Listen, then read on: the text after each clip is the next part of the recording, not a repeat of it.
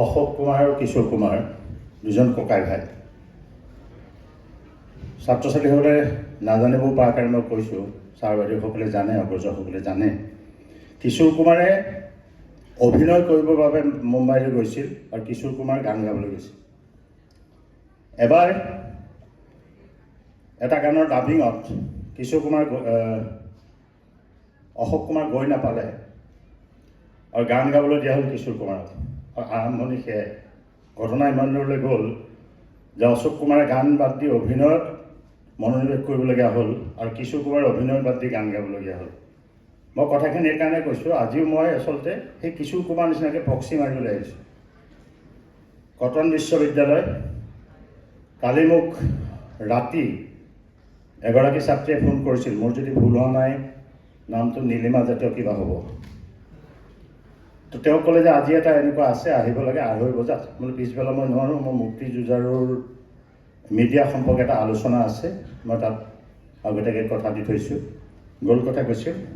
আজি ৰাতিপুৱা মোলৈ এটা ফোন গ'ল, মোৰ সহপাঠী বন্ধু ডক্টৰ প্ৰশান্ত শৰ্মা, ইয়াৰে ছাত্ৰ কল্যাণ সঞ্চালক। কথা পাতিলোঁ, মই কোৱা কোনো কথা নৰজিল আৰু মই মুক্তি যুঁজাৰু সন্মিলনখন 1 ঘণ্টা আগুৱাই দি ইয়ালৈ আহিবলগীয়া হ'ল।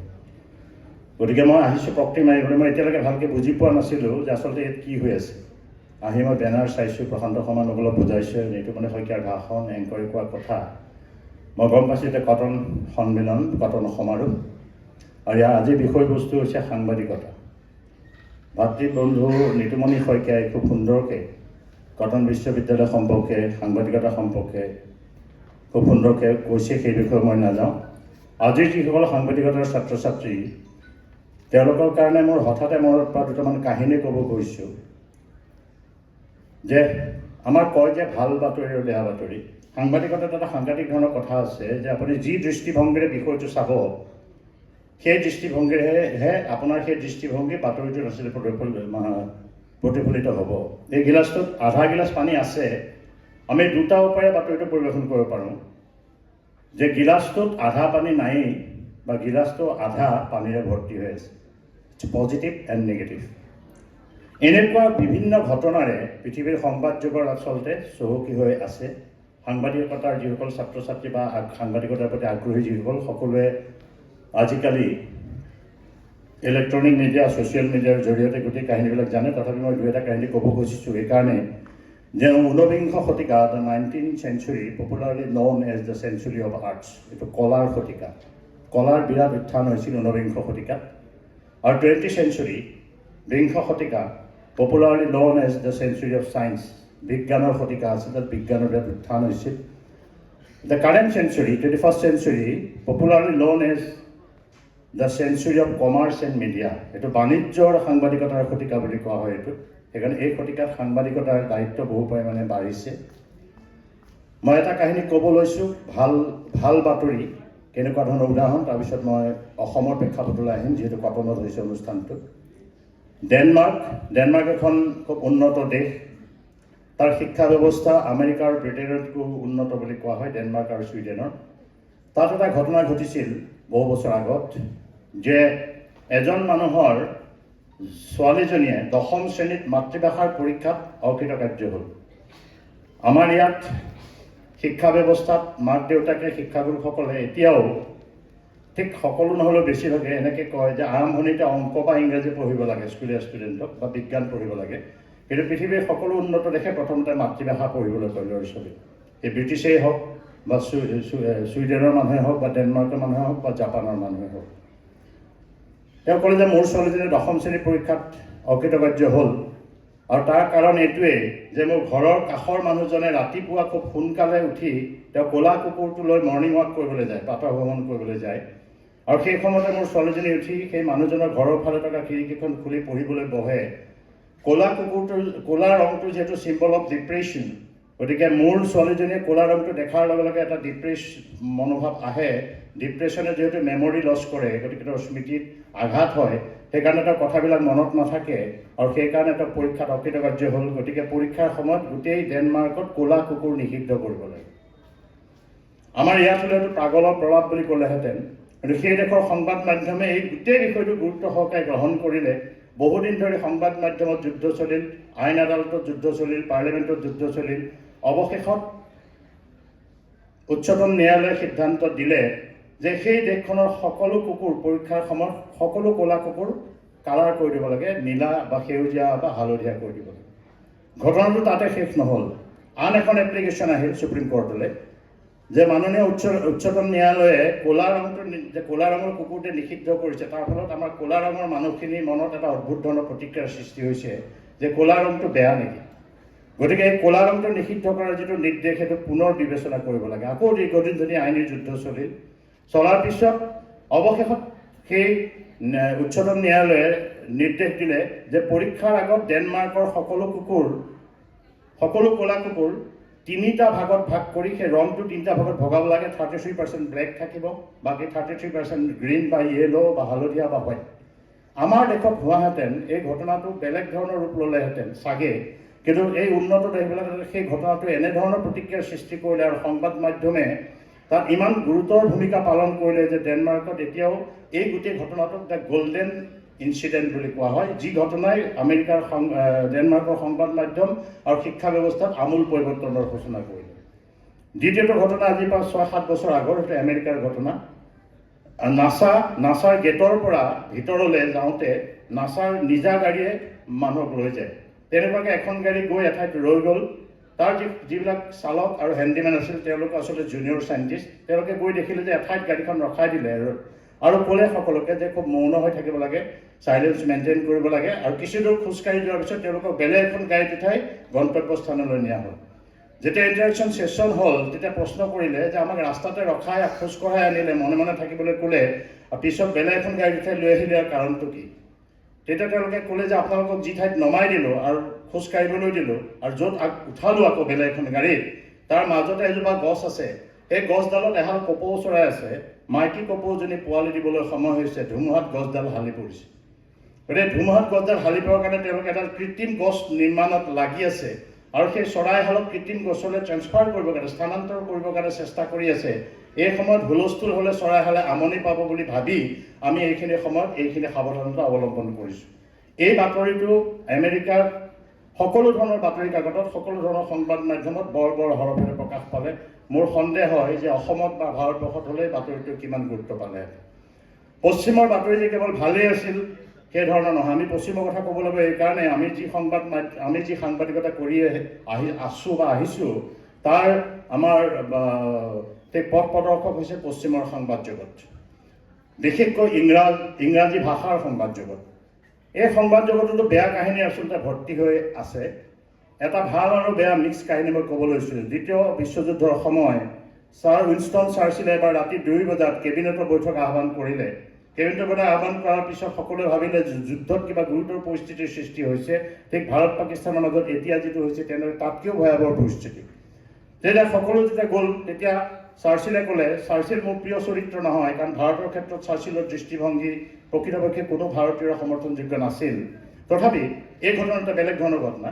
তেওঁ ক'লে যে ৰাতি 2 বজাত মই 1 পইণ্ট এজেণ্ডাৰ কাৰণে এখন কেবিনেট মিটিং আহ্বান কৰিছোঁ যে আমাৰ যুদ্ধ চলি থাকিব, আমি সকলো আলু খেতি কৰিব লাগিব। সকলোৱে ভাবিলে যে প্ৰধানমন্ত্ৰীৰ মূৰৰ কিবা বিকৃতি ঘটিছে, কাৰণ ৰাতি 2 বজাত যুদ্ধ চলি থকাৰ সময়ত আলু খেতি কৰিবৰ কাৰণে কেবিনেট বৈঠক আহ্বান কৰিছে, এই কাৰণটো। তাৰপিছত পৃথিৱীৰ ডাঙৰ সংবাদ মাধ্যমত সেই সময়তো অকল বাতৰি কাকতে আছিল, বাতৰি এটা প্ৰকাশ পালে আৰু আটাইতকৈ গুৰুত্বপূৰ্ণ নিউয়ৰ্ক টাইমছ কাকতত ডাঙৰ হেডলাইন দি প্ৰকাশ পালে, দ্য মেড প্ৰাইম মিনিষ্টাৰ ... পগলা প্ৰধানমন্ত্ৰী। গতিকে এই গোটেই বস্তুখিনি যেতিয়া পগলা প্ৰধানমন্ত্ৰীয়ে গ'ল কথা গৈছিল, এদিন যুদ্ধ শেষ হ'ল, যুদ্ধৰ শেষত দেখা গ'ল যে যুদ্ধত ভাগ লোৱা দেশকে ধৰি পৃথিৱীৰ বেছিভাগ দেশতে খাদ্য সংকট হৈছে, ব্যতিক্ৰম মাথো ইংলেণ্ড বা ইউৰোপৰ বেছিভাগ খাদ্যৰ লগত আলুৰ সম্পৰ্ক থাকে। গতিকে খাদ্য সংকট ইংলেণ্ডত এইকাৰণে নহ'ল যে যুদ্ধ চলি থকাৰ মাজতেই পৰ্যাপ্ত পৰিমাণে ইংলেণ্ডে আলু খেতি কৰিব লৈছিল, সেই সময়ৰ ব্ৰিটিছ প্ৰধানমন্ত্ৰী চাৰ্চিলৰ পৰামৰ্শক্ৰমে। আৰু ইংলেণ্ডে কেৱল নিজে আলু খেতি কৰাই নহয়, নিজে যিখিনি কনজিউম কৰিলে তাৰ বাহিৰেও বাকীখিনি যুদ্ধত তেওঁলোকৰ মিত্ৰপক্ষৰ দেশবিলাকলৈ ৰপ্তানি কৰিলে। আৰু সেই একে সংবাদপত্ৰই পৰৱৰ্তী কালত একেটা বাতৰিকে বেলেগ ধৰণৰ প্ৰকাশ কৰিলে। তাৰ বেনাৰ হেডলাইন আছিল দ্য গ্ৰেট প্ৰাইম মিনিষ্টাৰ। এবছৰ আগত আছিল দ্য মেড প্ৰাইম মিনিষ্টাৰ, পগলা প্ৰধানমন্ত্ৰী ... এবছৰ পিছত দ্য গ্ৰেট প্ৰাইম মিনিষ্টাৰ, মহান প্ৰধানমন্ত্ৰী ... মই যে ক'লোঁ বাতৰিটো যি দৃষ্টিভংগীৰে চাব সেইমতেহে কামটো হ'ব। এবাৰ এজন আৰ্চবিশ্বপ আমেৰিকালৈ ফুৰিবলৈ গ'ল। পোপৰ তৰফৰ পৰা, পোপৰ কাৰ্যালয়ৰ তৰফৰ পৰা কোৱা হ'ল যে আমেৰিকাৰ সাংবাদিকসকল বিৰাট মন টেঙৰ, তেওঁলোকৰ আগত কথা কওঁতে সাৱধানে কথা ক'ব লাগিব, আপুনি সাৱধান থাকিব, পাৰিলে কথা নক'বই।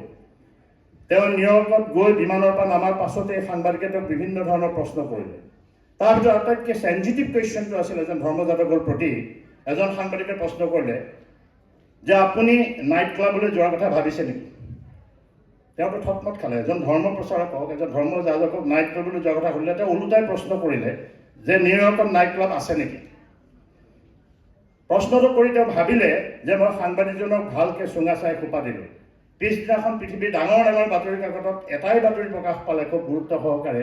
তাত লিখিছে যে পোপৰ প্ৰতিনিধিৰূপে অহা ধৰ্মযাজকে নিউয়ৰ্কত নামিয়ে সাংবাদিকক প্ৰশ্ন কৰিলে ইয়াত নাইট ক্লাব ক'ত আছে? গোটেই বাতৰিৰ যাৰ পৰিৱেশনৰ কৌশলটোৱে সলনি হৈ গ'ল। প্ৰশ্নটো হৈছিল সাংবাদিকে, তেওঁ উত্তৰ দিলে। গোটেই বস্তু এনেকুৱাকৈ প্ৰেজেণ্ট কৰা হ'ল যে সেই ধৰ্মযাজকজনে আহিহে প্ৰশ্ন কৰিছে যে মই নাইট ক্লাবলৈ যাব বিচাৰিছোঁ, ক'ত আছে নাইট ক্লাব মোক কোৱা। এই বাতৰিটো এটা জঘন্য বাতৰি হিচাপে ইতিমধ্যে বিশ্বৰ সাংবাদিকতা জগতৰ ইতিহাসত চিহ্নিত হৈছে। একেজন ধৰ্মযাজকে 12খন সভাত ভাগ লোৱাৰ কথা আছিল আমেৰিকাত। প্ৰথমখন সভাত ভাগ লওঁতে তেওঁ সাংবাদিকসকলক ক'লে যে সংবাদ মাধ্যমৰ বন্ধুসকলক মই এটা কথা অনুৰোধ জনাব খুজিছোঁ যে মই ইয়াত 12খন মিটিঙত ভাগ ল'ম। মই বহুত বেছি পঢ়া শুনা কৰা মানুহ নহয়, মই মাত্ৰ কেইটামান কথা ক'ম, একেখিনি কথাকে গোটেইখন মিটিঙতে ক'ম। গতিকে আপোনালোকে মোৰ প্ৰথম মিটিঙৰ বাতৰি প্ৰকাশ নকৰিব। একেবাৰে যেতিয়া 12 নম্বৰ মিটিংখন শেষ হ'ব তাৰপিছত যদি গোটেইখিনি কথা প্ৰকাশ কৰে সুবিধা হ'ব, কাৰণ একেখিনি কথা শুনিবলৈ মানুহ নাহে। পিছদিনাখন তেওঁৰ নভবাটো হ'ল পৃথিৱীৰ ডাঙৰ ডাঙৰ বাতৰি কাকতত প্ৰকাশ পালে যে ধৰ্মযাজকে আৰ্চবিশ্বপে নিজ মুখে স্বীকাৰ কৰিলে যে তেওঁ যিখিনি কথা ক'ব এটাও ছপাৰ যোগ্য কথা নাই তাত। মানে এই গোটেই ধৰণৰ বেলেগ বেলেগ ধৰণৰ কথা, বিচিত্ৰ ধৰণৰ কথা পৃথিৱীৰ বিভিন্ন ক্ষেত্ৰত হৈ আছে। আজিৰ পৰা 15 বছৰমান আগত জিম্বাবৱে আৰু ৱেষ্ট ইণ্ডিজৰ এখন খেল হৈছিল। এজন ল'ৰা আছিল, মই নামটো পাহৰিছোঁ, মানে প্লেয়াৰ এজন, তেওঁ আছিলে ৱেষ্ট ইণ্ডিজৰ। দুজন ককাই ভাই একেলগে খেলিছিলে ৱেষ্ট ইণ্ডিজৰ হৈ, মানে আছিলে খেলুৱৈ, কিন্তু ডাঙৰজনে ৱেষ্ট ইণ্ডিজ টীমত ছিট পোৱা নাছিল। তেওঁ এনেকুৱা হ'ল পাছত ৱেষ্ট ইণ্ডিজ টীমত ছিট নোপোৱাৰ কাৰণে তেওঁ জিম্বাবৱেলৈ গ'ল, তাৰ নাগৰিকত্ব ল'লে আৰু জিম্বাবৱেৰ ৰাষ্ট্ৰীয় দলত তেওঁ ছিট পালে। আৰু ছিডনীত এখন ওৱান ডে মেটছত জিম্বাবৱেৰ হাতত ৱেষ্ট ইণ্ডিজ পৰাস্ত হ'ল। অৰ্থাৎ বলাৰ আছিল, বেটছমেন আছিলে ভায়েকজন জিম্বাবৱেজন, আৰু বলাৰ আছিলে ৱেষ্ট ইণ্ডিজৰ ভায়েকজন। আৰু সেই কথাটো ভাৰতবৰ্ষৰ দ্য হিন্দুকে ধৰি গোটেইকেইখন সংবাদ পত্ৰই এটা সুন্দৰ হেডলাইন দি পেলাই প্ৰকাশ কৰিছিলে, দ্য চুইট ৰিভেঞ্জ, মধুৰ প্ৰতিশোধ। মাত্ৰ 2টা শব্দৰ হেডলাইন। মই সাংবাদিকতাৰ প্ৰতি আগ্ৰহী ছাত্ৰ ছাত্ৰীসকলক ক'ব খুজিছোঁ যে সাংবাদিক হোৱাৰ আগতে সাংবাদিকতাৰ গোটেই চেহেৰাটোৰ কথা জানি ল'ব লাগিব। এইকাৰণে নিতুমদে শইকীয়াই বহুতখিনি কথা কৈ থৈয়ে গৈছে। মই ভাবোঁ যে সাংবাদিকতাৰ ভাৰতবৰ্ষ বা পৃথিৱীৰ বেলেগ ঠাইৰ সাংবাদিকতা জনাৰ আগতে আমি অসমৰ মানুহে অসমৰ সাংবাদিকতা জানিব লাগিব। অসমৰ সংবাদ পত্ৰৰ ইতিহাস কিন্তু সাংঘাতিক ধৰণে বৰ্ণাঢ্য। প্ৰকৃত অৰ্থত জন্মদিনৰ পৰা অসমীয়া সংবাদ পত্ৰই অসমীয়া জাতীয়তাবাদ প্ৰতিষ্ঠাৰ হকে সংগ্ৰাম কৰি আহিছে। 1836 চনত আমাৰ ভাষাটো নোহোৱা হৈ গৈছিল, অসমীয়া ভাষা। 1846 চনত অৰুণোদয়ৰ জন্ম হ'ল আলোচনী। 1872 চনত ভাষাটো ঘূৰাই আনিলে কেইজনমান কৃতবিত্ত অসমীয়া আৰু অৰুণোদয় কেন্দ্ৰিক চিন্তা চৰ্চা কৰা কিছু লোকে। 1888 চনত অসমীয়া ভাষা উন্নত সাধিনী সভা জন্ম হ'ল। 1889 চনত জোনাকী যুগ আৰম্ভ হ'ল।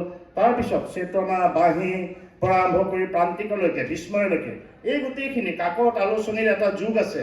কাকত আলোচনীৰ ধাৰাবাহিক প্ৰক্ৰিয়া আছে অসমত। এই কাকত আলোচনী অসমীয়া সাংবাদিকতা কিন্তু জীয়াই ৰাখিছে। যেতিয়াই জাতিৰ বিপদ উপস্থিত হয় তেতিয়াই অসমৰ সাংবাদিকতাই গুৰুত্বপূৰ্ণ ভূমিকা পালন কৰিছে। এইটো মই কৈছোঁ 70ৰ দশকলৈকে। 70ৰ দশকৰ পিছত অসমৰ সাংবাদিকতাৰ গুৰুত্ব আৰু বৃদ্ধি পালে। প্ৰকৃতপক্ষে ক'ব গ'লে সকলোৰে প্ৰতি শ্ৰদ্ধা সহকাৰে কৈছোঁ যে 70ৰ দশকৰ পিছত অসমত কোনো বিৰোধী দল নাই। বিৰোধী দল এটাই আছিল, সেইটো হৈছে সংবাদ মাধ্যম। কি ভাষা আন্দোলন 1960 চনৰ, কি মাধ্যম আন্দোলন 1972 চনৰ, কি খাদ্য আন্দোলন 1974 চনৰ, কি অসমৰ অস্তিত্ব ৰক্ষা আন্দোলন বা বিদেশী বহিষ্কাৰ আন্দোলন 1979 চনৰ, আৰু কি কা আন্দোলন 2015 চনৰ। এই গোটেইখিনিতে অসমৰ সংবাদ মাধ্যমে প্ৰকৃত বিৰোধী পক্ষৰ ভূমিকা পালন কৰি আহিছে। সেইকাৰণে অসমৰ সংবাদ মাধ্যম ধন্যবাদৰ যোগ্য। পৃথিৱীৰ বিভিন্ন ঠাইৰ সংবাদ মাধ্যমৰ বুৰঞ্জী যদি মই অধ্যয়ন কৰোঁ দেখা যায় যে সংবাদ মাধ্যম আচলতে 4টা চকাৰ ওপৰত প্ৰতিষ্ঠিত। সেই টেলিভিশ্যনেই হওক বা বাতৰি কাকতেই হওক বা বেলেগ ধৰণে হওক, এতিয়া সংবাদ মাধ্যমৰ বহল হৈছে। কিন্তু এটা কথা মই নতুনসকলক ক'ব খোজোঁ যে শৰীৰৰ মেদ বঢ়া মানে কিন্তু সুস্বাস্থ্য নহয়। এজন মানুহ শকত হ'ল মানে তেওঁ ভাল স্বাস্থ্য নহ'বও পাৰে। প্ৰেছাৰ ডায়েবেটিছকে ধৰি বিভিন্ন ৰোগে তাক আগুৰি থাকিব পাৰে। প্ৰেছাৰ ডায়েবেটিছ থকা শকত মানুহজনতকৈ একো বেমাৰ নথকা ক্ষীণ মানুহজন আমাৰ কাৰণে যেনেকৈ আদৰণীয়, ঠিক তেনেকৈ শকত হ'লে সংবাদ মাধ্যমৰ শক্তি বৃদ্ধি নাপায়। কাৰণ আজিকালি শক্তিটো বাহুত নহয়, মূৰত জোৰ থাকিব লাগে। মই কেইবাখনো কটনকে ধৰি কেইবাখনো বিশ্ববিদ্যালয়ৰ সাংবাদিকতা পঢ়ুৱাওঁ, কেইবাখনো ইনষ্টিটিউটতো পঢ়ুৱাওঁ। মই আচৰিত হৈছোঁ যে অসমত এটা কথা মই খুব প্ৰায় নিশ্চিত হৈছোঁ, নতুন প্ৰজন্ম আমাতকৈ চোকা ল'ৰা ছোৱালী ধেৰ আহিছে, নিতুমণিহঁতেও গম পাব, বডুকাইও গম পাব। অসমৰ নতুনকৈ সাংবাদিক হ'ব খোজাৰ সাংবাদিক হৈ থকা বেছিভাগ সাংবাদিকেই কিন্তু বাতৰি কাকত নপঢ়ে। এইটো খুব ডাঙৰ আৰু দুখ লগা কথা। অসমৰ বেছিভাগ সাংবাদিকে প্ৰতিদিন টাইমৰ এনেকুৱা সাংবাদিক বহুত ওলাব যে প্ৰতিদিন টাইমটোৱে ভালকৈ নাচায়। হয়তো এনেকুৱা পৰিস্থিতি নিতুমন শইকীয়াও পৰিছে, মই কিন্তু পঢ়িছোঁ। আমাক কয় ছাৰ বাতৰিটো ওলোৱা নাই, আজি এখন প্ৰথম পিছত লৈছোঁ। ছাৰ আজি মাৰ অসুখ, মই পঢ়িবলৈ নহ'ল, বোলে ভাত খাইছেনে নাই, বোলে খাইছোঁ। গা ধুইছেনে নাই, ধুইছোঁ। চিনেমা চাইছেনে নাই, চাইছোঁ। বাতৰি কাকতখন তোমাক কিয় বাদ দিলোঁ? এই সাংবাদিকতা বস্তুটো মই ভাবোঁ যে সাংবাদিকতা এটা পেচা নহয়, সাংবাদিকতা এটা নিচা। মই নিজে কোনোদিন সাংবাদিক হ'ম বুলি ভবা নাছিলোঁ। যেনেকৈ এক্সিডেণ্টেল প্ৰাইম মিনিষ্টাৰ আছে, এক্সিডেণ্টেল পলিটিচিয়ান আছে, মই নিজকে এজন এক্সিডেণ্টেল জাৰ্নেলিষ্ট বুলিয়েই ভাবোঁ। মোৰ লাইন বেলেগ আছিল, মিউজিক লাইনৰ মানুহ আছিলোঁ, যি নহওক। তে এক্সিডেণ্টেল জাৰ্নেলিষ্ট হ'লেও জাৰ্নেলিষ্টৰ পিছদিনাৰ পৰা যদি কোনোবাই, সাংবাদিক হোৱাৰ পিছদিনাৰ পৰা যদি কোনোবাই ভাবে যে মোৰ হাতত কলমটো আছে আৰু বুমটো আছে, মই আটাইতকৈ শক্তিশালী মানুহ, তেতিয়াহ'লে সেই ল'ৰাটো বা সেই ছোৱালীজনীয়ে মূৰ্খৰ স্বৰ্গত বাস কৰিছে। কাৰণ ৰাইজক বাদ দি একো নাই। মই যে 4টা চকা বুলি ক'লোঁ সংবাদ মাধ্যমৰ, প্ৰথম কথা হৈছে সাংবাদিকসকল, সেয়া টেলিভিশ্যনেৰে হওক বা ছপা মাধ্যমেৰে হওক। দ্বিতীয়তে হৈছে মালিক পক্ষ। মালিক পক্ষৰ গোটেই মানসিকতাৰ ওপৰত সংবাদ মাধ্যমে তাৰ চৰিত্ৰ, তাৰ ভৱিষ্যত, গোটেইখিনি কথা নিৰ্ভৰ কৰে। কেৱল আৰু কেৱল লাভ অৰ্জনৰ কাৰণে যদি মালিক পক্ষই বাতৰি কাকত খোলে বা টেলিভিশ্যন চেনেল খোলে, তাত যদি কোনো সামাজিক দায়বদ্ধতা নাথাকে, তেতিয়াহ'লে সেই চেনেল বা সেই বাতৰি কাকতত কাম কৰি থকা ল'ৰা বা ছোৱালীজনৰ মনৰ অৱস্থাটো খুব দুখ লগা হয়। তৃতীয়তে হৈছে পঢ়ুৱৈ বা দৰ্শক। নিউজ লাইভত যেতিয়া হোমেন বৰগোহাঁইৰ এটা টক শ্ব' আছিল, তাৰ TRPতকৈ খুব পাতল কথাবিলাকৰ টক শ্ব'বিলাকৰ TRP কিন্তু বেছি হয়। কথা হ'ল কি, দৰ্শকে যদি অনুষ্ঠানটো নাচায়, দৰ্শকে অনুষ্ঠান নাচালে তাৰ লগত বিজ্ঞাপনৰ এটা সম্পৰ্ক থাকে। এখন বাতৰি কাকতত ডেইলি কেইবা লাখ টকা খৰচ হয়, এটা টেলিভিশ্যন চেনেলত তাতকৈও বেছি খৰচ হয়। টেলিভিশ্যন গোটেই বস্তুটোৱে বেছি খৰচীয়া, অসমত বজাৰ খুব সীমিত, বিজ্ঞাপনৰ ওপৰত সকলো নিৰ্ভৰ কৰিব লাগে। ফলত যদি এই বস্তুটো মালিক পক্ষ মানসিকতাটো যে কল্যাণকামী লাভ যদি নহয়, কেৱল লাভেই যদি হয়, তেতিয়াহ'লে সেই সংবাদ মাধ্যমৰ ভৱিষ্যত মই ভাবোঁ অন্ধকাৰ। আৰু পঢ়ুৱৈ বা দৰ্শকসকলেও যদি সচেতন বাতৰি বা সুচিন্তিত মননশীল আলোচনালৈ যে গুৰুত্ব নিদিয়ে, তেতিয়াহ'লে আচৰিত কথা। আপোনালোকে এখিনি আচৰিত হ'ব, যোৱা 30 বছৰত আমি ইণ্টাৰনেট ছাৰ্ভে কৰি থাকোঁ বাতৰি কাকতবিলাকৰ। যোৱা 40 বছৰত মই প্ৰিণ্ট মিডিয়াৰ কথা জানো, টেলিভিশ্যন চেনেলত ইমান নাজানিম, মই এতিয়া কাম কৰা নাই। আমাৰ আটাইতকৈ গুৰুত্বপূৰ্ণ জনপ্ৰিয় বস্তু কি জানেনে আপোনালোকে? ৰাশিফল। ৰাশিফল। ৰাশিফলটোৰ নিচিনা জনপ্ৰিয় একো নাই। আমি কিছুদিন আমাৰ অসমত ৰাশিফলটো বন্ধ কৰি দি চাইছিলোঁ। আমাৰ এজেণ্টবিলাকৰ পৰা হেঁচা আহে যে ৰাশিফলটো নিদিলে আমি পেপাৰ চলিবলৈ অসুবিধা হয়। আজিৰ যুগত, এই বিজ্ঞান আৰু প্ৰযুক্তিৰ যুগত ৰাশিফল হ'লে, ৰাশিফল কেতিয়াবা আমিও লিখোঁ মানুহ নাহিলে। যদি প আখৰ কোনোবা এজন আছে, তেওঁক বেয়া পাওঁ যদি আপুনি অপমানিত হোৱাৰ পৰা যুগ আছে। এই গোটেই বস্তুটো মই কওঁ, এই গোটেই অসমৰ মানুহৰ এই বাতৰি কাকত পঢ়াৰ মানসিকতা গোটেই পৃথিৱীতে হৈছে। কিন্তু বেলেগতকৈ আমাৰ পাৰ্থক্যটো এইটোৱেই যে ইউৰোপৰ দেশসমূহত, পশ্চিমৰ দেশসমূহত ছপা মাধ্যমৰ যি সংকট আছিল, সেই সংকট লাহে লাহে শেষ হ'বলৈ লৈছে আৰু বেক টু দ্য পেভিলিয়ন হ'বলৈ আৰম্ভ কৰিছে। তাত ছপা মাধ্যমৰ ভাল দিন আহিবলৈ আৰম্ভ কৰিছে আৰু লোকসংগীতৰ ভাল দিন হ'বলৈ আৰম্ভ কৰিছে। অসমত লোকসংগীতৰ ভাল দিন হোৱাৰ দিন আৰম্ভ হৈছে যদিও ছপা মাধ্যমৰ ভাল দিন হোৱাৰ দিন আৰম্ভ হোৱা নাই। আৰু এটা খুব নেগেটিভ আমাৰ বহুতত মানে শুনা যায় যে টেলিভিশ্যন চেনেল অহাৰ পাছত ছপা মাধ্যমৰ কাৰণে অসুবিধা হ'ল, বা পৰ্টেল অহাৰ পিছত টেলিভিশ্যন চেনেলৰ কাৰণে অসুবিধা হ'ল। মই ব্যক্তিগত দৃষ্টিভংগীৰে কওঁ যে এইটো এটা গোটাত মিছা কথা আৰু অবৈজ্ঞানিক এটা সিদ্ধান্ত বা সত্য বা চৰ্চা। আমি ৰামায়ণৰ কাহিনী যদি টেলিভিশ্যনত চাওঁ, মহাভাৰতৰ কাহিনী যদি গাঁৱৰ ভাওনা ঘৰত চাওঁ, দুষাসন বধ বা দ্ৰৌপদীৰ বস্ত্ৰহৰণ, তো এই একেখিনি বস্তু যেতিয়া আমি ৰামায়ণ বা মহাভাৰতত পঢ়িম, তিনিখন পৃথিৱী তিনি ধৰণৰ। টেলিভিশ্যনৰ বাতৰি পৰিৱেশনৰ ধাৰণ, বাতৰি কাকতৰ বাতৰি পৰিৱেশনৰ ধৰণ সম্পূৰ্ণ বেলেগ বেলেগ। গতিকে এই এটাই আনটো পৰিপূৰকে, আচলতে বন্ধুহে। বাতৰি কাকতৰ বন্ধু যেনেকৈ টেলিভিছনৰ বন্ধু যেনেকৈ পৰ্টেলৰ বন্ধু আকৌ প্ৰিণ্ট মিডিয়া বন্ধু আকৌ টেলিভিছন চেনেল। আমাৰ সাংবাদিকবিলাকৰ মাজত কিন্তু সেই লৈ কোন টেলিভিছন চেনেলৰ, কোন পৰ্টেলৰ, কোন প্ৰিণ্ট মিডিয়াৰ এইটো সাংঘাতিক ধৰণৰ আমাৰ মতৰ পাৰ্থক্য একো নাই। আমাৰ মাজত আলোচনা চলি থাকে, চিন্তা চৰ্চা চলি থাকে, ভাৱৰ আদান প্ৰদান চলি থাকে। এই গোটেই বস্তুটো ৰিডাৰসকলৰ মাজলৈ যায়। অসমত সাংবাদিকৰ বিৰুদ্ধে উত্থাপিত এটা ডাঙৰ ঘটনা শেহতীয়াভাৱে হৈছে দুৰ্নীতি। মই লোকধাক নকৰাকৈ কথাখিনি ক'ব খুজিছোঁ, কাৰণ যিসকলে সকলো জানি সাংবাদিকতাত ভৰি দিব তেওঁলোকৰ কাৰণে ভাল। মই স্পষ্টকৈ ক'ব খুজিছোঁ, অসমত লাখ টকা দৰমহা পোৱা সাংবাদিক কেইজনমানহে আছে। অসমৰ বেছিভাগ সাংবাদিকৰ দৰমহা এনৰেগৰ শ্ৰমিকতকৈ কম। মই শ্ৰমিকৰ দৰমহা বৃদ্ধি আন্দোলনৰ সৈতে জড়িত। মই লেবাৰ কোৰ্টত মই গোচৰো কৰিছোঁ, আৰু তাৰ ফলত আমি মাজিথিয়া ৱেষ্ট বৰ্ডৰ ৰিকমেণ্ডেশ্যন মতে দৰমহাও পাইছোঁ। গতিকে মই গোটেইখিনি বস্তু মোৰ হেৰিত আছে চৰ্চাত, যে আমাৰ গোটেই দুৰ্নীতিৰ অভিযোগটো কেতিয়াৰ পৰা আহে। আগতে আমাৰ যিবিলাক মফচলীয় সাংবাদিক আছিল, স্থানীয় সাংবাদিক আছিল, বিশেষকৈ প্ৰিণ্ট মিডিয়াৰ, তেওঁলোক আছিলে বিভিন্ন ধৰণৰ শিক্ষক, প্ৰাথমিক বিদ্যালয়ৰ শিক্ষক, মহাবিদ্যালয়ৰ শিক্ষক, বিশ্ববিদ্যালয়ৰ শিক্ষক। এই শিক্ষকসকলক আমি দৰমহা দিব নালাগিছিল, তেওঁলোকক ফেক্স আৰু কিবা খৰচটো দিলেই হৈ গৈছিল। তৰুণ গগৈ চৰকাৰে এটা খুব ডাঙৰ কাম কৰিলে, কামটো ভাল কৰিলে, যে সাংবাদিকতাটো অংশকালীন পেচা হ'ব নোৱাৰে, এটা পূৰ্ণকালীন পেচা হ'ব 24/7। গতিকে এইসকলক আঁতৰাই দিয়া হ'ল আৰু ডেকা ল'ৰা ছোৱালীবিলাকক সাংবাদিকতা কৰিবলৈ আগবঢ়াই লৈ অহা হ'ল। এইটো ভাল কথা। প্ৰায় 24,000 সাংবাদিক আছে সৰু বৰ বিভিন্ন স্তৰত, অসমকে ধৰি গোটেই উত্তৰ পূৰ্বাঞ্চলত। কিন্তু কথা হ'ল কি, এই সাংবাদিকসকল যে পূৰ্ণকালীন হ'ল, ফুল টাইম জব কৰা হ'ল, তৰুণ গগৈ চৰকাৰে এইটো নিশ্চিতি নিদিলে তেওঁলোকৰ মিনিমাম চেলাৰী কি হ'ব।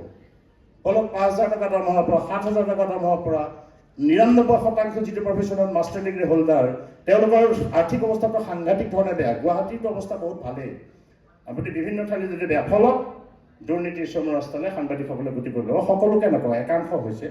আৰু এই দুৰ্নীতিটো কেনেকৈ স্থায়ী হৈছে? এখন সমাজত যেতিয়া দুৰ্নীতিগ্ৰস্ত মানুহে দুৰ্নীতি কৰি টকা ঘটি নিজৰ টকা দান কৰি এখন বিহু ফাংচন পাতে, আৰু তেওঁক যেতিয়া তাত মুখ্য অতিথি পতা হয়, তেতিয়া তেওঁ এটা সামাজিক স্বীকৃতি পাই যায়। দুৰ্নীতিয়ে যেতিয়া সামাজিক স্বীকৃতি পায়, নতুন প্ৰজন্ম তেতিয়া দুৰ্নীতি কৰিবলৈ আগ্ৰহান্বিত হয়। আমাৰ সমাজখনৰ আটাইতকৈ ডাঙৰ কথা হৈছে যে দুৰ্নীতি হোৱাতকৈ ডাঙৰ কথা, দুৰ্নীতি এটা সামাজিক স্বীকৃতি হৈছে, আৰু বহু ক্ষেত্ৰত দুৰ্নীতি বিকেন্দ্ৰীকৰণ হৈছে। ৰাজনীতিকৰ বা ব্যৱসায়ীসকলৰ কথা বাদেই দিলোঁ, বিভিন্ন ক্ষেত্ৰত, শিক্ষা খণ্ডত, চিকিৎসা খণ্ডত, সামাজিক ক্ষেত্ৰত, আইনী ক্ষেত্ৰত, ন্যায়পালিকাৰ ক্ষেত্ৰত আটাইতকৈ দুখ লগা এটা ন্যায়পালিকাৰ বিৰুদ্ধে দুৰ্নীতিৰ অভিযোগ আহিছে। যি মুখ্য ন্যায়াধীশ ভাৰতবৰ্ষৰ প্ৰফুল্ল চন্দ্ৰ নটলাল ভাগৱতীয়ে কৈ থৈ গৈছিল যে ভাৰতবৰ্ষৰ ন্যায়পালিকাৰ 20% মানুহ দুৰ্নীতিগ্ৰস্ত। সিদিনাখন এজন ন্যায়াধীশৰ ঘৰত 50 কোটি টকা পোৱা বুলি অভিযোগ ওলাল, অভিযোগ অস্বীকাৰ কৰা হ'ল, আৰু অভিযোগ অস্বীকাৰ কৰা গোটেই কথাটো ৰাইজৰ মনোভূত নহ'ল, তাতেই ৰৈ গ'ল কথাটো। এই গোটেই বস্তুটো সময়ত সাংবাদিকসকলে এটা কথা চিন্তা কৰিব লাগিব যে শ্বেক্সপিয়াৰৰ হেমলেট নাটকত থকা সেই বিখ্যাত উক্তি, to be or not to be, that is the question. কি কৰিম আৰু নকৰিম, এই প্ৰশ্নটো সাংবাদিকসকলে নিজকে কৰি চাব লাগিব, আৰু কেইজনমান বন্ধু নিজে গোটাই ল'ব লাগিব। প্ৰথম কথা, তেওঁ অসমীয়া ভাষাত অসমত সাংবাদিকতা কৰিলে অসমীয়া ভাষাটো ভালকৈ জানিব লাগিব, আৰু ইংৰাজী ভাষাটো যিহেতু এটা আমাৰ ব্যৱহাৰিক প্ৰয়োজনীয়তা আছে, সেই বস্তুটো জানিব লাগিব। বহুত সাংবাদিক দেখিছোঁ যে পুলক বেনাৰ্জীক প্ৰশ্ন কৰে যে আপুনি কিমান গীত লিখিছে এতিয়ালৈকে। যিজন পুলক বেনাৰ্জীৰ জীৱনত এটাও গীত লিখা নাই, তেওঁ আচলতে গান গোৱা মানুহ। গতিকে এই বস্তুবিলাক আমি দেখি থাকোঁ। যেতিয়া সাংবাদিকক কয় যে সাংবাদিকজনে একোৱেই নাজানে দেখোন, তেতিয়া আমাৰো গাত লাগে। যেনে শিক্ষকৰ বিষয়ে ক'লে আপোনালোকৰ শিক্ষকসকলৰ গাত লাগে, ছাত্ৰ ছাত্ৰী অধঃপতনে যোৱা বুলি ক'লে ছাত্ৰ ছাত্ৰীসকলৰ গাত লাগিব নেচাৰেল। যেনেকৈ সাংবাদিকসকলে একো নাজানিব বুলি আমাৰ গাত লাগে। কিন্তু গোটেই বস্তুবিলাক কিছু সঁচা কিছু মিছা, একেবাৰে অস্বীকাৰো কৰিব নোৱাৰি আৰু একেবাৰে মানি ল'বও নোৱাৰি। নতুনকৈ যিসকলে সাংবাদিকতালৈ আহিব বা যি উদ্দেশ্যে কটনত আজি মিডিয়া মিটখনৰ আয়োজন কৰা হৈছে, মই গোটেই নতুন প্ৰজন্মৰ ল'ৰা ছোৱালীখিনিক এটা আহ্বান জনাওঁ যে ভাষাটো ভালকৈ শিকক। ভাষাৰ ওপৰত দখল থকাটো এটা খুব গুৰুত্বপূৰ্ণ কথা। ভাষাটো দখল থাকিব লাগিলে দুটা বন্ধু সদায় লগত ৰাখিব লাগিব, এটা হৈছে ব্যাকৰণখন, এটা হৈছে অভিধানখন, ডিক্সনাৰী এণ্ড গ্ৰামাৰ। আৰু ইংৰাজীত কথা ক'লে ইংৰাজী, অসমীয়াত কথা ক'লে অসমীয়া। FM ৰেডিঅ'ৰ নিচিনা মিক্স লেংগুৱেজটো বাদ দিব লাগিব, মিশ্ৰিত ভাষাটো বাদ দিব লাগিব। মিশ্ৰিত ভাষাটোৱে আমাক সাংঘাতিকজনক প্ৰতিক্ৰিয়াৰ সৃষ্টি কৰে। মই এটা ৰিয়েলিটি শ্ব'ৰ জাজ আছিলোঁ, তাত মই সুধিলোঁ যে তোমাৰ অহা আজি দেৰি হ'ল কিয়? বোলে ছাৰ মোৰ গুৰু লেট হ'ল। গুৰু লেট হ'ল মানে গুৰু দেৰি হ'ল নেকি? হ'ল। তাৰপিছত গম পালোঁ গুৰুজন ঢুকাইছে, লেট হৈছে, সেইকাৰণে অহা দেৰি হৈছে। গতিকে আৰু এখন বিশ্ববিদ্যালয়লৈ মই গৈছিলোঁ, কটন নহয় দেই, বিশ্ববিদ্যালয় গৈছিলোঁ, বৰগীতৰ জাজ হয়, তাত এজনী ছোৱালীয়ে বৰগীতত ফাৰ্ষ্ট পাইছে। মই সুধিলোঁ যে তুমি যে এইটো যে গান গালা, এইটো গান নহয় গীত, আৰু গীতবিধ বৰগীত কিয়? তেওঁলোকে ছাৰ ইটছ চ' লং। মই বোলো please try to talk in Assamese, I do not no' how to talk in English, although I M a student of English লিটাৰেচি। তেওঁ ক'লে যে ছাৰ মই বহুত দীঘল কাৰণে বৰগীত বুলি কয় বুলি ভাবিছোঁ। মই বোলো আৰু কি জানা শংকৰদেৱৰ, তাতে একো নাজানে বৰ বিশেষ। তেওঁ মই সুধিলোঁ তুমি কি পঢ়ি আছা? তেতিয়া মোৰ ভাগ্য ভাল, মোৰ প্ৰেছাৰ নাই কাৰণে ষ্ট্ৰ'ক হোৱা নাই। তেওঁ অসমীয়া মেজৰ লৈ পেলাই ডিগ্ৰী পঢ়ি আছে। তাৰপিছত আহিল যে দেউতাই কি কৰে, এখন কলেজৰ অসমীয়া হেড অফ দ্য ডিপাৰ্টমেণ্ট, মায়ে কি কৰে, এখন কলেজৰ অসমীয়া এছিষ্টেণ্ট প্ৰফেচাৰ। মই ক'লোঁ তোমালোকৰ যেতিয়া পৰিয়াল যদি অসমত 10টা থাকে, অসমতে অবৈধ বাংলাদেশী আহিব নহয়। এই গোটেই বস্তু যে শংকৰদেৱক নাজানে, জ্যোতিপ্ৰসাদক নাজানে, বিষ্ণুৰাভাক নাজানে, হেৰিক মানে ভূপেন হাজৰিকাক নাজানে, কাক জানে? কাক জানে? কেৱল জুবিন গাৰ্গক জানিলে, ৰাজকুমাৰক জানিলে, পাপনক জানিলে, তৰালী শৰ্মাক জানিলে অসমখন নহ'ব। তুমি বেকগ্ৰাউণ্ডটো জানিব লাগিব, অসমখনটো কিয় হ'ল, অসমত জিলানো আগতে 10খন আছিল, এতিয়ানো কেইখন হ'ল, মুখস্থ ৰখাটো দিগদাৰ, 33 হয়, কেতিয়াবা 35 হয়। এই গোটেই বস্তুখিনি কিন্তু জানিব লাগিব। যদি নাজানে তেতিয়াহ'লে সাংবাদিকসকলক মানুহে সমী নকৰিব। সমীটো ক'ত কৰিব? তোমাৰ যদি কলমৰ জোৰ থাকে, তোমাৰ যদি ভাষণৰ জোৰ থাকে, তেতিয়াহে তোমাক ৰাইজে সমী কৰিবা, তুমি কোৱা কথাটো শুনিব। গতিকে তাৰপিছত হ'ল যে ভাষা ব্যৱহাৰ। আমাৰ বহুত সাংবাদিকসকলে, মই দোষো কৈছোঁ গুণো কৈছোঁ, মই মিক্স কৰি কৈছোঁ, তোমালোকে যিখিনি লাগে ল'বা, নহয় সেইখিনি পেলাই দিবা। যে ভাষা, সাংবাদিকে এটা ভাষা প্ৰায়ে কয়, এই মানুহটোক আজি পাইছোঁ, আজি ফালি দিম। কিহত ফালিব? তুমি যাক ফালিম বুলি কৈছা তেওঁৰ এটা ছ'চিয়েল ষ্টেটাছ আছে। আজি যদি এজন মানুহ কটন বিশ্ববিদ্যালয়ৰ এজন অধ্যাপকৰ বিৰুদ্ধে যদি কিবা এটা অভিযোগ আহিল, এই অভিযোগটো আমি বাতৰি কৰিব লাগিব।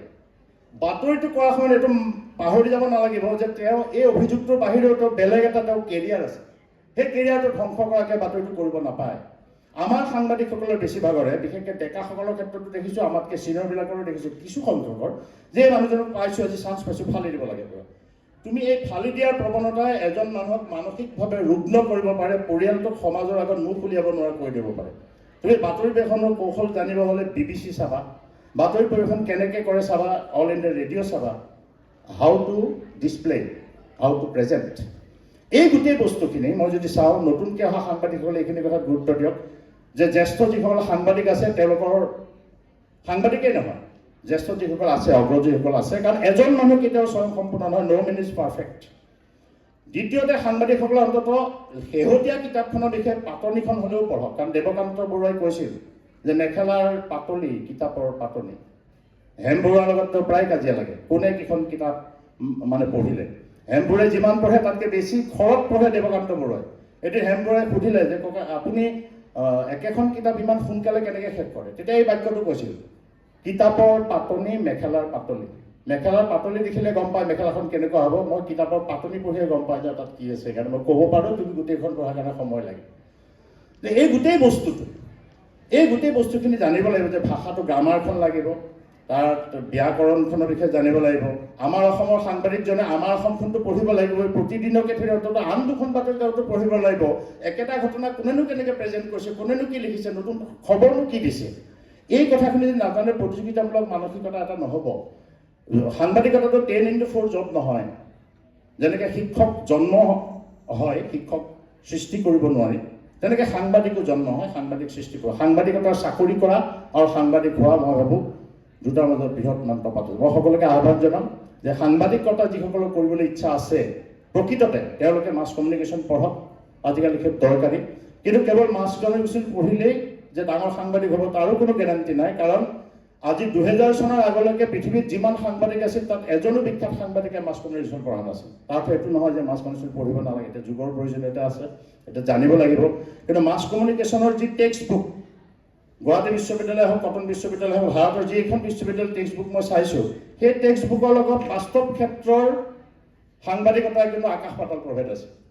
মই নিজে চিলিকিটছ বাইৰন পঢ়িছিলোঁ, being a student of English literature. এতিয়াহে মই কি লিখি আছোঁ, আলফা চালফা, পেহেলগাম, জম্মু কাশ্মীৰ, জানিব লাগিব গোটেই বস্তুখিনি। যে সমসাময়িক ঘটনা প্ৰবাহৰ ওপৰত চকু থাকিব লাগিব, সাংবাদিকৰ গোটেই দৃষ্টি হ'ব লাগিব শগুনৰ নিচিনা। শগুনে যেনেকৈ সময়ৰ ওপৰলৈ গ'লেও তলত মৰাশত চকু থাকে, সাংবাদিকৰ চকু থাকিব লাগিব কোনটো বাতৰি হ'ব, কোনটো বাতৰি নহ'ব। এই গোটেইখিনি কথা যদি আমি চাওঁ, আৰু মই ভাবোঁ যে এজন সাংবাদিক যদি আপোচবিহীন হৈ থাকে, এজন শিল্পী যদি আপোচবিহীন হৈ থাকে, এজন সাহিত্যিক যদি আপোচবিহীন হৈ থাকে, এই তিনিটা ক্ষেত্ৰৰ কথাই কৈছোঁ। কাৰণ বহুত প্ৰখ্যাত মানুহে কৈছে যে তিনিটা শয়ে কিন্তু সমাজখন গঢ়িব পাৰে, শিক্ষক আৰু শিক্ষাক বাদ দি তিনিটা শয়ে কিন্তু সমাজ গঢ়িব পাৰে আৰু ধ্বংস কৰিব পাৰে। সেয়া হৈছে সাহিত্য, সংস্কৃতি, সাংবাদিকতা। মই আগতেই কৈছোঁ এই শতিকাটো সাংবাদিকতা আৰু কমাৰ্চৰ যুগ, বাণিজ্যৰ যুগ। গতিকে সাংবাদিক হ'বলৈ যিসকল ওলাই আহিছে তেওঁলোকে খুব অধ্যয়নশীল হওক, পঢ়া শুনা কৰিবই লাগিব, প্ৰতিযোগিতামূলক মানসিকতা লাগিব। আমাতকৈ দিল্লীৰ জাৰ্নেলিজম বহুত আগবাঢ়ি গৈছে, দিল্লীতকৈ লণ্ডনৰ জাৰ্নেলিজম আগবাঢ়ি গৈছে, লণ্ডনতকৈ ইউৰোপৰ জাৰ্নেলিজম আগবাঢ়ি গৈছে। এই গোটেইখিনি জানিব লাগিব। ভাষাৰ ওপৰত দখলটো ৰাখক, এক ইতিবাচক মনেৰে কাম কৰক, আপোচহীনভাৱে কাম কৰক, আৰু জনপ্ৰিয়তাৰ পিছত দৌৰাটো বাদ দিয়ক। সাংবাদিকসকলে নিজে কাম কৰি যাওক, জনপ্ৰিয়তা তেওঁলোকৰ পিছত এদিন নিজেই দৌৰিব, আৰু যেতিয়া জনপ্ৰিয়তা তেওঁলোকৰ পিছত দৌৰিব তেতিয়া সেই জনপ্ৰিয়তা স্থায়ী হ'ব। এতিয়া যিটো জনপ্ৰিয়তা ল'ব, যদি ঠিক পকা ঘৰত বাঁহৰ ফাউণ্ডেশ্যন হ'লে যেনেকুৱা হ'ব যে সাধাৰণ ধুমুহাজাক আহিলে ঘৰটো ভাঙি যাব পাৰে, ঠিক তেনেকৈ অপৰিপক্ক জনপ্ৰিয়তাই কিন্তু সাংবাদিকসকলেও বিপদ ঘটাব পাৰে। কলমটো আৰু বুমটো নিজৰ বন্ধু হিচাপে লওক, নিজৰ প্ৰতিশোধ পৰায়ণৰ আহিলা হিচাপে নল'ব। এইখিনি কথা এজন 30 বছৰ হ'ল, মোৰ পাৰ হ'ল আচলতে 30 বছৰ সাংবাদিকতাৰ লগত জড়িত। এতিয়া মই আমাৰ অসমতে 27 বছৰ হ'ল। তাৰ আগতে মই ৰাষ্ট্ৰীয় সন্মানসমূহৰ কাম কৰিছিলোঁ প্ৰিণ্ট মিডিয়াত। গতিকে তেতিয়া মই এখন ঠাইলৈ গৈছিলোঁ, মাইচুৰ। মই এইটো কৈ মই শেষ কৰিম, কাৰণ মই এখন কলেজত কাম কৰিছিলোঁ মানে কিছুদিন ধৰি। খুব ভাষণ দিয়াৰ হেৰি মোৰ নাই, কিন্তু কলেজত কাম কৰি এটা বদ অভ্যাস হ'ল, কথা কৈ থাকিলে 45 মিনিট হ'লে গম পাওঁ যে 45 মিনিট হৈছে তাৰমানে। গতিকে অভ্যাসটো মোৰ থাকি গ'ল। গতিকে মই এতিয়া শেষ কৰিবলৈ লৈছোঁ যে মই ভাবোঁ মই তাত থাকোঁতে মই তেতিয়া এটা নেশ্যনেল নিউজ পেপাৰৰ জম্মু কাশ্মীৰৰ হেৰিৰূপে মই দিল্লীত আছিলোঁ। সেই সময়ত মাইচুৰত এখন সন্মিলন হৈছিল, ইণ্টাৰনেশ্যনেল লিংগুইষ্টিক মিট। তালৈ 1994 চনৰ কথা কৈ আছোঁ মই। তেতিয়া আমি MA পাছ কৰি গৈছোঁ। আৰু তেতিয়া তাত বিভিন্ন ভাষাৰ তামিল, তেলেগু, কানাড়া আৰু মালায়ালমে 4টা ভাষাৰ পণ্ডিতবিলাক আহিছে তালৈ। আহোঁতে তাতে আমাৰ ইয়াৰ পৰা এজন মানুহে গৈছিলে, মানে প্ৰতিনিধি, সেইজন হৈছে সৰ্বানন্দ সোণোৱাল। তেখেত তেতিয়া আছুৰ সভাপতি আৰু নেচৰ চেয়াৰমেন হৈ আছিল। তাৰপিছত তেওঁ ভাষণ দিলে, ভাষণ দি ঘূৰি আহিল। তেওঁৰ কাষে বহিছিল এজন তামিল ভদ্ৰলোক, তেওঁ কেম্ব্ৰিজ বিশ্ববিদ্যালয়ৰ ইংৰাজী প্ৰফেচাৰ। তাৰ বাওঁফালে বহিছিল এজন তেলেগু ভদ্ৰলোক, তেওঁ হাৰ্ভাৰ্ড বিশ্ববিদ্যালয়ৰ ইংৰাজী প্ৰফেচাৰ। দুয়োজনে তেওঁক সাৱটি ধৰিলে, সোণোৱাল আপুনি খুব সুন্দৰ ভাষণ দিছে, কিন্তু আজিহে আমাৰ ভুল ভাগিল যে অসমৰ মাতৃভাষা ইংৰাজী বুলি। তেতিয়াহে আমি গম পালোঁ যে তাত থকা সকলো মানুহে নিজৰ ভাষাত কথা কৈ আছে, কেৱল সৰ্বানন্দ সোণোৱালে অসমীয়াৰ পৰিৱৰ্তে ইংৰাজীত কথা কৈ আছে। তামিল মানুহজন কেম্ব্ৰিজৰ প্ৰফেচাৰ ইংৰাজীৰ, তেলেগুজন হাৰ্ভাৰ্ডৰ প্ৰফেচাৰ ইংৰাজীৰ, তেওঁলোকে তামিল আৰু কানাড়াতে ভাষণ দিছে। তাক দুভাষীয়ে ভাগ কৰি দিছে, কাৰণ মাতৃভাষাটো তেওঁলোকৰ কাৰণে সাংঘাতিক ধৰণৰ কথা। সেইকাৰণে তেওঁলোকৰ গোটেই বস্তুটো জাতি মাতি ভেটিৰ ওপৰত আমাৰ যেনেকৈ প্ৰতিশ্ৰুতি আহে, ভুলে শুদ্ধ ভালে বেয়াই, তেওঁলোকৰ কিন্তু একদম আজন্ম কাল ধৰি আমি দেখি আহিছোঁ যে জাতি মাতি ভেটি, মা মাটি আৰু মানুহ। এইটো বেংগলতো দিয়া হৈছে ৰাজনৈতিক মানে কাৰণত, কিন্তু দক্ষিণত সেইটো আন্তৰিকতাৰে কৰে। এই 4টা মা মাটি মানুহ, এই 3টা আৰু 3জনী মাক, মাতৃভাষা, মাতৃভূমি, মাতৃভাষা। মা, মাতৃভাষা, মাতৃভূমি, এইকেইটা কথাৰ ওপৰত যদি সাংবাদিকসকলে গুৰুত্ব দিয়ে, অসমখন চিনি পালেহে ভাৰত চিনি পাব, ভাৰত চিনি পালেহে পৃথিৱী চিনি পাব, পৃথিৱী চিনি পালেহে মানুহ চিনি পাব, শংকৰদেৱক চিনি পালেহে জুবিন গাৰ্গক চিনি পাব। শংকৰদেৱ জুবিন গাৰ্গ নহয়, কিন্তু জুবিনলৈ অহা ৰাস্তাটোত শংকৰদেৱ 1 নম্বৰত আছে। এই গোটেই বস্তুখিনি আচলতে জানিবই লাগিব। তোমালোকে মই যিসকল মোতকৈ সৰু ছাত্ৰ ছাত্ৰী তেওঁলোককে কৈছোঁ যে পঢ়া শুনা কৰা, কষ্ট কৰা, there is no short way. কিতাপ পঢ়া, কাৰণ নেপোলিয়নৰ মানুহে কৈছিল যে give me a book and I will tell you the whole history of that particular nation. মোক এখন কিতাপ দিয়া আৰু মই তোমালোকে সেই গোটেই জাতিটোৰ বুৰঞ্জী ক'ম। আৰু কৈছিল তেওঁ give me a mother and I will tell you the whole history, give me a mother and I will give you a nation. মোক এগৰাকী মা দিয়া, মই তোমালোকক এটা জাতি দিম। আৰু কৈছিল যে মই যিখিনি কথা ক'লোঁ, সাংবাদিক নতুন যিসকলে আহিব খুজিছে সাংবাদিকতাত বা আহিছে, আৰম্ভণি পৰ্যায়ত আছে, তেওঁলোকে চেষ্টা কৰক, পাৰিব। আমাৰ কয় নোৱাৰো কথা দিব বা বেয়া কথা বৰ কদাপি নহয়, সেইটো কথা পুৰুষৰ। এইটো কোৱা যায় যে impossibility is the word which is found in the dictionary of fools. অসম্ভৱ এনে এটা শব্দ যিটো মূৰ্খৰ অভিধানতহে বিচাৰি পোৱা যায়। অসম্ভৱ বুলি কোনো কথা নাই, দুৰূহ হ'লেও আগবাঢ়ি যাব পাৰিবা, কেৱল পবিত্ৰ মনেৰে আগবঢ়া। শৰীৰ, মন আৰু আত্মা, শৰীৰ, মন, মগজু আৰু আত্মা, এই গোটেইকেইটা বস্তুৰ বিশুদ্ধতা ৰক্ষা কৰি তোমালোকে যদি আগবাঢ়ি যাব পাৰা, তেতিয়াহ'লে আমি হয়তো 20 বছৰ পাছত কোনোবা তোমালোকৰ মাজত বহি থকা আহি ইয়াত ভাষণ দিব আৰু ক'ব যে 2025 চনৰ 25 এপ্ৰিলত কটনত হোৱা কটন ফেষ্টৰ কটন ক্লেভৰ মিডিয়া ফেষ্টত মই অংশগ্ৰহণ কৰিছিলোঁ। সেই আশা কৰিম কোনোবা হয়তো আন্তঃৰাষ্ট্ৰীয় খ্যাতিসম্পন্ন সাংবাদিক হ'ব, কোনোবা ৰাষ্ট্ৰীয় খ্যাতিসম্পন্ন সাংবাদিক হ'ব। সকলোকে মই ধন্যবাদ জনাইছোঁ। মই আচলতে প্ৰক্সি মাৰিবলগীয়া হ'ল কাৰণে খুব প্ৰস্তুতি চলাবলৈ নাপালোঁ। ওৰ মানে আমাৰ বিহু গীতত কয় নহয়, আৰ চুলি তাৰ চুলি ছিঙি পাওঁ কেট কৰি, এই ছিঙি পাওঁ কেট কৰি নিচিনা মানে হৈছে। ওৰ আনিছোঁ তোৰ আনিছোঁ, ইমন ৰাগ ভূপালী ৰাগ চব মিক্স কৰি কৈছোঁ যে যিমানখিনি মই পাৰোঁ মই সহজ সৰল ভাষাৰে তোমালোকক মানে বুজাবলৈ চেষ্টা কৰোঁ যে ভাল ভাবা, ভাল কৰা, তেতিয়া ভাল হ'বা। নিশ্চিত তোমালোকলৈ শুভেচ্ছা থাকিল, অভিনন্দন থাকিল। আৰু তোমালোকৰ যেতিয়া অসমীয়া সাংবাদিকতাই আৰু অধিক আগবাঢ়ি যাওক, অসমীয়া সাংবাদিকতাই অসমৰ জনতাৰ হকে, অসমৰ হকে পূৰ্বতকৈ অধিক শক্তিশালীভাৱে মাত মাতি যাওক। আৰু এই অসমীয়া সাংবাদিকতাৰ আজিৰ দিনটো যদি এটা নতুন অধ্যায়ৰ সূচনা হোৱা বুলি ধৰোঁ, নৱজাগৰণৰ সৃষ্টি হোৱা বুলি মই ধৰোঁ, এই নৱজাগৰণৰ আৰম্ভ হওক কটন বিশ্ববিদ্যালয় কলাগুৰু বিষ্ণুপ্ৰসাদ ৰাভা প্ৰেক্ষাগৃহৰ পৰা। তাকেই কামনা কৰি মই বিদায় লৈছোঁ। ধন্যবাদ। জয় অসম।